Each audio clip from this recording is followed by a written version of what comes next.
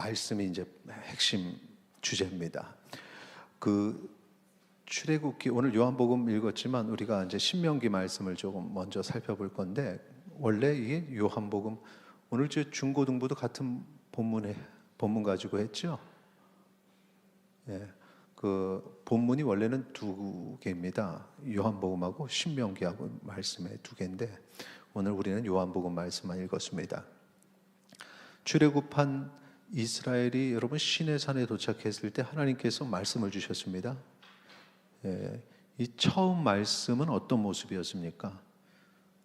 두 돌판에 기록된 거죠.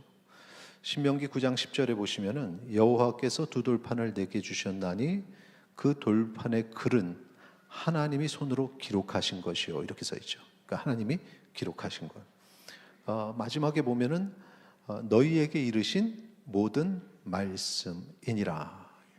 그래서 그때 받은 것은 우리가 이제 율법, 또 십계명 이렇게 많이 표현하지만 이게 말씀입니다. 말씀, 하나님의 말씀. 그런데 그 전까지는 이제 하나님께서 나타나시거나 하나님의 사자가 나타나서 하나님의 말씀을 이렇게 전하는 그런 직통계시라는 단어, 직통계시라는 단어도 최근에 현대에 와서 생긴 단어지, 그때는 그냥 자연스럽게 하나님께서 말씀하셨다는 건데, 그때 그렇게 말씀을 주시다가 이제 기록된 말씀을 처음 주신 것이 시내산에서 주신 것입니다. 그 첫 번째 기록된 말씀을 주시는 그 시간에 시내산 중턱쯤에 이스라엘 백성은 뭐하고 있었냐? 금송아지 만들어서 우상 숭배하고 있었습니다. 이 금송아지 만들어 놓고 이 송아지가 우리의 신이다, 이제 그러면서 거기서 잔치를 벌리고 춤을 추고 하고 있었죠. 그러니까 모세가 이 시내산 정상에서 하나님 말씀을 받아가지고 내려와서 그걸 보고는 그냥 그 참지 못해서 받았던 이 두 돌판을 던져버리면서 깨지죠. 그래서 처음에 기록된 말씀이 깨진 겁니다. 하나님께서는 다 이해를 하셨어요. 그래서 다시 한번 올라오게 하시고 다시 한번 기록을 해서 주시는데, 그 주신 다음에 이제 이스라엘 백성에게 하나님께서 원하시는 것을 이렇게 얘기하십니다. 신명기 10장 12절 말씀 같이 읽도록 하겠습니다. 이스라엘아, 내 하나님 여호와께서 내게 요구하시는 것이 무엇이냐? 곧 내 하나님 여호와를 경외하여 그의 모든 도를 행하고 그를 사랑하며 마음을 다하고 뜻을 다하여 내 하나님 여호와를 섬기고. 아멘. 여기 지금 잘 읽으셨죠? 예. 여기 지금 다시 한번 보여주시면은 뭐 하라고 말씀하십니까? 여호와께서 내게 요구하시는 것은 무엇인지. 자, 그 다음에 내 하나님 여호와를 경외하라, 이거죠. 그 다음에 도를 행하라. 그 다음에 그를 사랑하라. 그 다음에 여호와를 섬겨라. 하나님을 섬겨라. 예. 이 네 가지입니다. 다시 한번 정리한 것을 좀 보여드리죠. 그 다음에 보면 하나님을 경외함, 하나님의 모든 도를 행함, 하나님을 사랑함, 하나님을 섬김, 이겁니다. 자, 이 네 가지를 이렇게 좀 보면은 그 한 가지가 세 가지를 이렇게 다 포함하는 것이 있습니다. 거기 제가 지금 기록을 했는데 위에 네 가지 중에 나머지 세 개를 표현하는 방법, 한 가지 방법은 무엇입니까? 1번, 2번, 3번, 4번.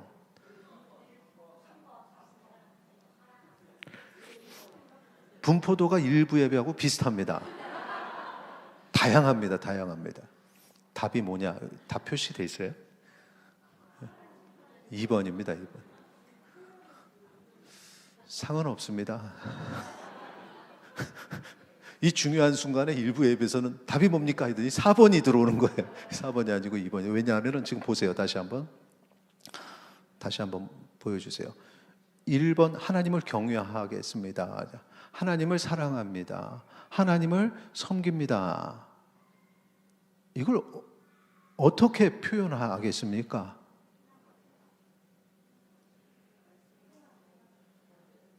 되게 어려운 질문 같죠? 지금 여러분 답을 보고 계시는 거예요. 하나님을 경외한다는 걸 어떻게 표현하시겠습니까? 하나님의 모든 도를, 하나님의 말씀을 행함으로 내가 하나님을 경외한다는 걸 표현하는 거죠. 그러면 조금 더 어려운 질문은, 하나님을 사랑한다는 건 어떻게 표현하시겠습니까? 어렵긴 어렵나 보다. 하나님의 모든 도, 말씀을 행함으로 내가 사랑한다는 것을 표현하는 겁니다. 네, 조금 쉬운 걸로, 하나님을 섬긴다는 건 어떻게 표현하겠습니까? 도를 행함으로. 이건 좀 쉬운가 보네. 대답 소리가 좀 틀리죠. 자, 그러니까 하나님의 도를 행한다는 게 이 나머지 세 개를 표현하는 방식이 되는 거죠. 하나님의 도, 이게 말씀이라는 겁니다. 말씀. 왜 이렇게 하나님께서는, 그리고 또 하나님께서 명령하셔서 모세는 이제 그 이스라엘 백성에게, 우리에게 하나님의 말씀, 하나님의 도를 행해야 돼, 지켜야 돼, 이렇게 강조하시는 걸까요? 그 답이 신명기 10장 13절에 기록되어 있습니다. 같이 읽겠습니다. 내가 오늘 내 행복을 위하여 내게 명하는 여호와의 명령과 규례를 지킬 것이 아니냐. 자, 여호와의 명령과 규례를 지켜야 된다. 무엇을 위하여? 내 행복을 위하여. 행복이라고 표현했는데 우리가 이제 행복 그러면 좀 의미가 줄어드는 것 같아서 그냥 복이라고 하는 게 더 의미가 맞는 것 같습니다. 복. 내가 너희에게 주고자 하는 복. 하나님께서 우리에게 복 주시길 원하시는 분이십니다. 근데 우리가 하나님으로부터 받는 복 중에 최고의 복이 있습니다. 그게 뭐냐? 주의 부활에 참여하는 것. 주님이 부활하신 것처럼 우리도 죽음 위에 부활하는 것. 또 한 가지, 영생을 누리는 것, 영원한 삶을 사는 것. 이게 최고의 복입니다. 그래서 우리가 교회를 다니고 주님을 믿는다고 하면은 복 받는다. 이게 맞는 거죠. 우리가 복 받은 사람이라는 사실을 기억하시기 바랍니다.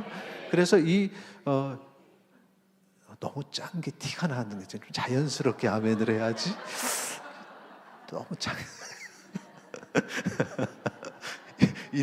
일부 때 제가 부탁을 드렸는데 아멘을 다 하고 싶어 하는데 그냥 하려는데 남들이 안 하니까 못하는 게 느껴진다고, 그래서 그냥 좀 같이 그냥 믿음으로 아멘 하면은 다 남들 할 거라고 다 이렇게 일부 전체가 다 짰어요.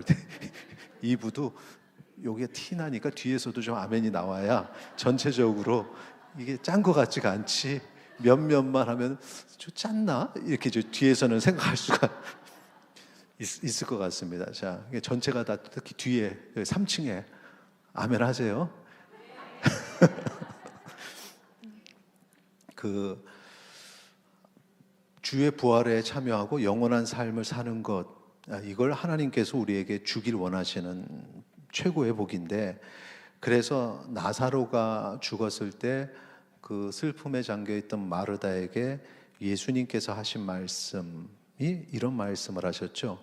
요한복음 11장 25, 26절에 보니까 예수께서 이르시되 나는 부활이요 생명이니 나를 믿는 자는 죽어도 살겠고 무릇 살아서 나를 믿는 자는 영원히 죽지 아니하니 이것을 내가 믿느냐.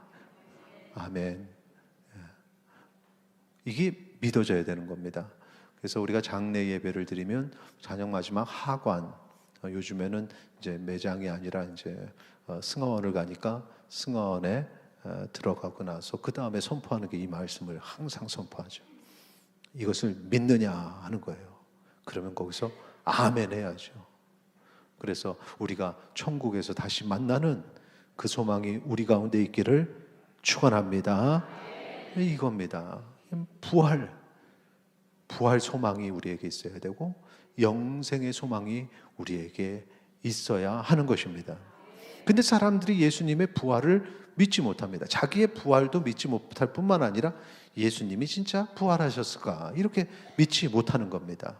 그 이유가 뭐냐?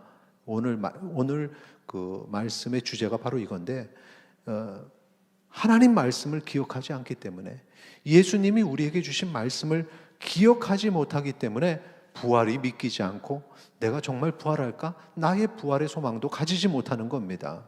막달라 마리아의 경우를 보겠습니다. 막달라 마리아가 예수님께서 십자가에 달려 죽으시고 무덤에 이제 장사되신 그 다음에 안식일 첫날 새벽에 제일 먼저 달려갔던 여인들 중에 한 사람 막달라 마리아죠. 제일 적극적이었기 때문에 마리아가 항상 기록이 됩니다. 어떤 곳에서는 여인들이라고 기록이 됐는데 또 어떤 곳에서는 마리아가 이렇게 기록된 거는 마리아가 제일 적극적이었기 때문에 그렇습니다. 그런데 빈 무덤을 딱 본 순간에 뭘 생각했냐면 야 예수님 부활하셨다가 아니라 누군가가 예수님의 시신을 훔쳐갔다 이렇게 생각을 했습니다. 요한복음 20장 15절에 예수께서 이르시되 예수님이 부활하셔가지고 지금 말씀하시는데 여자여 어찌하여 울며 누구를 찾느냐 하시니 마리아는 그가 동산지기인 줄 알고 그러니까 지금 부활하셔서 내 앞에 계심 이걸 모르는 겁니다. 그러면서 뭐라고 얘기하냐면 밑줄 그은 부분 같이 읽겠습니다. 주여 시작 주여 당신이 옮겼거든 어디 두었든지 내게 이르소서 그리하면 내가 가져가리이다. 아멘 이거죠. 주여 당신이 옮겼거든. 그러니까 여기서 주여는 예수님을 알아보고 주님이라고 한 게 아니라 그냥 존칭하는 겁니다. 주여 당신이 옮겼습니까? 예수님의 시신 내가 어디다 옮기셨는지 말씀하시면 제가 다시 가져올게요. 그러니까 왜 이렇게 그 순간에 부활을 생각하지 못할까요? 너무 슬프기 때문에 너무 놀랬기 때문에 그래서 부활을 생각할 겨를이 없었고 부활을 하시겠다고 말씀하셨던 예수님의 말씀을 기억할 틈이 없었습니다. 도마도 마찬가지죠. 예수님의 토마스죠. 도마. 부활하신 예수님을 만난 제자들이 이제 도마에게 와서 얘기를 합니다. 예수님 부활하셨어. 근데 그 얘기를 들으면 그 진짜? 야 정말 만났어 예수님? 이렇게 돼야 되는데 그게 아니라 이렇게 말하죠. 요한복음 20장 25절 같이 읽겠습니다. 다른 제자들이 그에게 이르되 우리가 주를 보았노라 하니 도마가 이르되 내가 그의 손에 못자국을 보며 내 손가락을 그의 못자국에 넣으며 내 손을 그 옆구리에 넣어보지 않고는 믿지 아니하겠노라 하니라. 지금 무엇 전에는 믿지 않겠다 하는데 내가 직접 만져봐야겠어. 내가 직접 체험해야 된다는 거죠. 내가 체험해야지 믿지 지금은 믿지 못하겠어. 경험해야 된다는 거죠. 경험해야 된다. 내가 경험해야지. 하나님이 살아계시다고? 내가 경험해야지. 믿지 나는 못 믿겠어. 성령님이 역사하신다고? 내가 경험해야지. 성령님을 봐야지. 영이신데 어떻게 봅니까? 그런데 그래야 믿겠다는 겁니다. 하나님을 우리가 어떻게 경험해야 될까? 문제는 내가 체험해야 돼. 이것 때문에 만나지 못하는 겁니다. 자, 여기서 질문 하나 하죠. 지금 마리아하고 도마가 평소에 부활을 믿지 못할 만큼 믿음이 없던 사람이었는가? 어떤 것 같습니까? 아닙니다. 절대 아닙니다. 평소에 믿음들이 좋았습니다. 특히 도마 같은 경우도 예수님이 죽음을 말씀하셨을 때 뭐라 그랬냐면 우리도 주와 함께 죽으러 가자. 요한복음 11장 16절인데 디두모라고 하는 도마가 다른 제자들에게 말하되 우리도 주와 함께 죽으러 가자 하니라. 사실 저는 이 부분에 있어서 죽으러 갈 게 뻔한데 자꾸 예수님이 죽으러 가자 이제 거기 가자 하니까 지금 도마가 지금 싫어가지고 저렇게 얘기하는 약간 역설적 표현으로 좀 봤는데 이거를 다른 사람들은 또 상당히 좋게 본 사람들이 있습니다. 신학자들이. 그래서 이 라이프 성경 사전을 보니까 이렇게 표현을 합니다. 이 부분을 주님과 더불어 고난받는 것을 두려워하지 않을 정도로 복음에 열정이 있었다. 이렇게. 그러니까 이 죽으러 가자는 말이 진짜 죽으러 가자로 이렇게 느껴졌던 것 같습니다. 그러니까 우리가 지금 사람의 말을 들으면은 그런 부분들을 감을 잡는데 이 글로 써져 있으니까 이제 전혀 다른 해석이 좀 나오죠. 어찌됐든 지금 그렇게 생각하는 분들도 있다는 거죠. 도마가 이런 사람이다. 그런데 이런 사람이 예수님 부활하셨을 때 믿지 않고 내가 직접 경험해 봐야 돼. 만져봐야 돼. 손을 넣어봐야 돼. 이러고 조건을 달았던 겁니다. 막달라 마리아의 신앙은 우리가 잘 알지만 이 사람이 어떤 사람인지를 여러분이 아시는지 모르겠습니다. 마가복음 16장 9절 보시죠. 예수께서 안식 후 첫날 이른 아침에 살아나신 후, 그럼 뭐라고 표현합니까? 전에 7 귀신을 쫓아내어 주신 막달라 마리아에게 먼저 보이시니, 그러니까 막달라 마리아가 이 체험이 있던 사람이었습니다. 전에 7 귀신이 들어가 있는, 귀신 들린 사람이었는데 예수님께서 그 귀신을 다 쫓아내 주셨습니다. 그 다음부터의 삶이 달라져서 막달라 마리아가 예수님의 팬이 됐습니다. 그래서 예수님이 열심히 쫓아다니는 겁니다. 어디까지 쫓아갔냐면은 십자가 달려 죽으시는 순간에도 막달라 마리아는 거기에 있었고, 그 다음에 예수님이 장사 되신 다음에 무덤에 제일 먼저 안식일 지나서 새벽에 제일 먼저 쫓아간 사람이 이 마리아였던 겁니다. 그런데 그렇게 신앙이 있고 체험한 사람이 예수님 빈무덤을 보는 순간에 부활을 생각하는 게 아니라 예수님 시신을 누가 옮겼다, 이렇게 되는 겁니다. 자, 뭐가 문제일까? 그 힌트를 막달라 마리아에게 예수님의 부활을 알린 주의 사자가 하신 말씀에서 우리는 답을 다 찾을 수가 있습니다. 누가복음 24장 5절 6절인데 우리 같이 읽도록 하겠습니다. 여자들이 두려워 얼굴을 땅에 대니 두 사람이 이르되 어찌하여 살아있는 자를 죽은 자 가운데서 찾느냐? 여기 계시지 않고 살아나셨느니라. 갈릴리에 계실 때 너희에게 어떻게 말씀하셨는지를 기억하라. 할렐루야. 지금 뭐라고 얘기하셨어요? 지금 밑줄 그은 부분에 갈릴리서부터 얘기하면 너무 답이 기니까 말씀을 기억하라. 그때 어떻게 말씀하셨는지를, 그 말씀을 기억하라. 지금 말씀을 기억하지 못하고 있는 상황입니다. 그러니까 지금 예수님의 부활의 현장에서도 예수님의 부활을 믿지 못하고 깨닫지 못하는 이유는 무엇 때문에? 말씀을 기억하지 못하기 때문에 그런 겁니다. 말씀을 기억했다면 거기서 깨어지는데, 야, 부활하셨구나, 감격을 누리게 되는데, 이 말씀을 다 잊어버리는 겁니다. 깨닫지 못한 겁니다. 그래서 요한복음을 기록한 사도 요한이 이런 말을 합니다. 요한복음 20장 9절에 그들은 성경에 그가 죽은 자 가운데서 다시 살아나야 하리라 하신 말씀을 아직 알지 못하더라, 이 얘기입니다. 그 말씀이 심기어져서 딱 알고 있어야 되는데 멀리 있는 겁니다. 말씀 알지 못하면 말씀을 믿지 못하고, 말씀을 기억하지 못하면 말씀의 능력을 체험하지 못합니다. 우리의 삶에 있어서 그 말씀에 기록된 하나님의 능력과 주 예수 그리스도의 능력을 어떻게 체험하느냐? 하나님의 말씀을 읽고 기억할 때 그 체험을 하게 된다는 사실 믿음으로 받으시기 바랍니다. 그때 이제 깨달은 거죠. 그때 예수님이 부활하신다고 하셨지. 말씀을 다 기억하고 났더니 그 다음에 막달라 마리아가 달라집니다.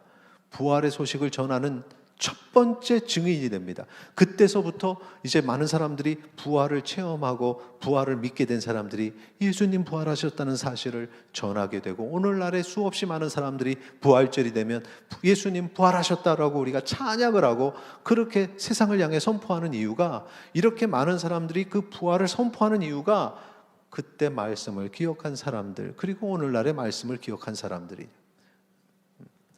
누가복음 24장 8절 9절에 보면 그들이 예수의 말씀을 기억하고, 지금 보세요. 모든 말씀에 다 말씀을 기억하라 기록이 되어 있잖아요. 말씀을 기억하고 9절에 무덤에서 돌아가 이 모든 것을 11 사도와 다른 모든 이들에게 알렸다는 겁니다. 말씀을 기억하니까 부활이 나의 체험이 되는 겁니다. 야, 예수님이 부활하셨구나, 이걸 깨닫게 되는 거죠. 나와 상관없는 일이 아니라 나의 체험이 되어서 가가지고 전하는 겁니다. 확신이 없으면 전할 수가 없습니다. 확신을 가지고 막 전하는데, 마리아가 제자들에게 한 말 보죠. 요한복음 20장 18절에 보니까 막달라 마리아가 가서 제자들에게 내가 주를 보았다, 이렇게 선포하죠. 그리고 나서 또 주께서 자기에게 이렇게 말씀하셨다 이르니라. 말씀, 주님의 말씀이 내게 전해지는데 그것을 기억하고 깨닫는 자에게 이 놀라운 기쁨이, 이 놀라운 평안이, 그리고 이 놀라운 은혜가 임하는 줄을 믿으시기 바랍니다. 이게 핵심입니다. 신앙생활 살아가면서 이 정도의 체험이 있어야 되고 이 정도의 기쁨이 있어야 되죠. 그것이 어디서부터 나오느냐? 하나님의 말씀을 기억해야 된다. 그런데 나는 왜 하나님의 말씀을 기억하지 못할까요? 답은 간단합니다. 말씀을 읽지도 않았으니까. 말씀을 읽어야 그게 기억이 나죠. 주일날 하나님의 말씀이 선포될 때 딴 생각했으니까. 그러니까 기억이 안 나는 거죠. 그러니까 부활의 그 기쁨이 나하고는 전혀 상관없는 기쁨이 되는 거죠. 감동이 없어요. 예배 시간에 감동, 주님을 향한 그 감동이 전혀 없는 겁니다. 결국은 말씀에 귀를 기울이지 않았다, 말씀을 읽지 않았다는 겁니다. 제자들, 예수님을 따랐던 제자들도 마찬가지입니다. 제자들도 주의 말씀을 기억하는 사람과 기억하지 않는 사람의 차이가 큰데 기억하지 않는 사람의 수가 더 많습니다. 누가복음 24장 11절 12절 보시죠. 사도들은 그들의 말이 허탄한 듯이 들려 믿지 아니하나. 주의 말씀 들었다고 하고 내가 주를 만났다고 하는데 그 말이 무슨 소리야, 허탄한 듯이 들렸다는 거죠. 하나님의 말씀, 주의 말씀을 기억하는 사람은 그 말씀이 탁 내 심령에 탁 들어오는데 그렇지 않은 사람들은 허탄하게 들려요. 설교 시간마다 말씀이 잘 귀에 안 들어오는 사람들은 좀 이 말씀에 위로받으세요. 주님의 제자도 들어도 허탄하게 들었다. 여러분도 쉽지 않은 거죠. 그런데 베드로는 달랐습니다. 12절에 보니까 같이 읽겠습니다. 12절. 베드로는 일어나 무덤에 달려가서 구부려 들여다보니 세마포만 보이는지라 그된 일을 놀랍게 여기며 집으로 돌아가니라. 아멘. 베드로는 주의 말씀을 기억하는 사람이었습니다. 그 전에 주의 말씀을 기억하지 못하다가 호되게 당했으니까 다구기 전에 3번 나를 부인하리라는 말씀을 기억하지 않았다가 닭이 우니까 그제서야 말씀이 깨달아지고 거기서 얼마나 울었습니까? 그러니까 이제 그 말씀에 되게 민감한 사람이었습니다. 주의 말씀에. 그 다음부터 민감하게 됐죠. 그러고 나서 여기서 딱 듣자마자 그 말씀에 민감하게 반응해서 이제 빈 무덤을 가서 딱 본 순간에 와, 놀랍다. 이게 지금 막달라 마리아가 처음 갔을 때와 반응이 완전히 틀리죠. 막달라 마리아는 말씀 기억하지 못하고 갔다가 시체가 없어졌어, 시신이 없어졌어 이랬는데 그 말씀을 기억하고 가니까 야, 정말 놀랍다. 주님 말씀대로 부활이 이루어졌구나, 이겁니다. 우리 주님이 원하시는 건 이겁니다. 우리가 말씀을 잘 알고 그래서 말씀을 통해서 믿는 자가 되기를 원하시지, 말씀이 선포되고 하나님의 말씀이 이렇게 우리에게 주어졌는데 여전히 믿지 못한다. 주님이 원하시는 것은 믿는 자. 오늘 우리가 믿는 자 되기를 소망합니다. 도마에게 하신 말씀 기억하시죠? 요한복음 20장 27절에 도마에게 이르시되 내 손가락을 이리 내밀어 내 손을 보고 내 손을 내밀어 내 옆구리에 넣어보라. 그리하여 믿음 없는 자가 되지 말고 믿는 자가 되라. 그래? 네가 직접 경험하지 않으면, 체험하지 않으면 못 믿겠어? 그러면 자, 만져봐. 그래서 이제 체험을 하게 되죠. 그리고 이제 믿는 자가 되죠. 믿는 자가 되면 좋겠다. 믿는 자가 되어야 된다. 그런데 여기서 끝이 아닙니다. 그 다음에 뭐라고 얘기하셨냐면 29절에 같이 읽겠습니다. 예수께서 이르시되 너는 나를 본고로 믿느냐?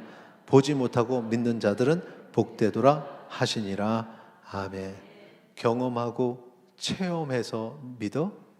그런데 체험이 없어도 믿는 사람들이 더 복된 거야. 근데 여기서 기억해야 될 건 체험하지 않으면 아무것도 없이 무조건 믿어라, 그겁니까? 이거 믿지 않는 사람들이 공격할 때 얘기죠. 그걸 어떻게 믿어? 뭐 무조건 믿으라고? 여기서 예수님의 말씀이 무조건 믿어라? 이거 아닙니다. 무엇으로 믿는다고요? 오늘 주제가 뭐라 그랬어요? 말씀으로. 우리에게 기록된 말씀이 있으니 그 말씀을 기억하고 말씀대로 믿으라는 겁니다. 여기 의미가 그겁니다. 없이 그냥 무조건 믿어. 이런 신앙을 가지면 말씀과 상관없이 목사님이 얘기하면 무조건 믿어, 뭐 이런 거. 강단에서 얘기하면 무조건 믿어.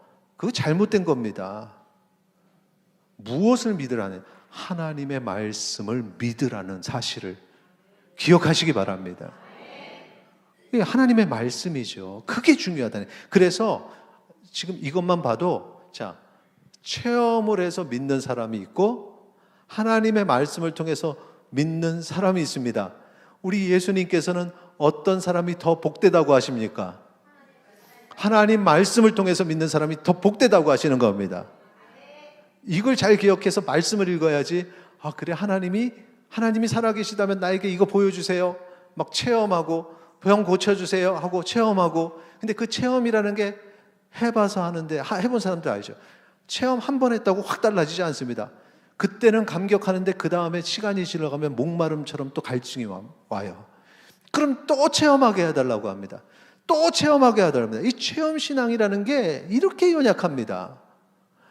말씀을 통해서 믿게 되면 그 다음에는 놀라운 일들을 체험을 해도 그냥 그렇구나.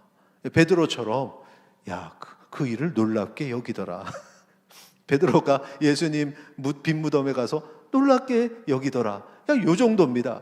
근데 말씀에 기반이 없는 사람 체험신앙은 체험하면 그게 전부인 양 생각해서 너 체험했어 안 했어? 체험도 안 했어? 네 신앙은 그건 가짜야. 막 이렇게 얘기를 하는 이런 어리석음을 범하면 안 된다는 겁니다. 오늘 하나님의 말씀을 통해서 온전한 믿음을 소유하시기를 소망합니다.